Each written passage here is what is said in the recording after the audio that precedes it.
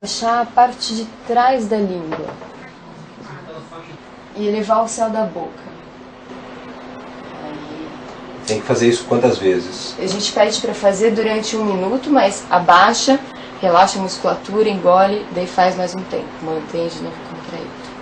A gente pede uns 3 segundos. Deixar 3 segundos contraída a língua. Contraído. Agora abaixa a parte de trás da língua, eleva o céu da boca. Aí... Como é que é elevar o céu da boca? Na verdade, elevar o céu da boca, a gente começa produzindo o A. A. A. A. A. A.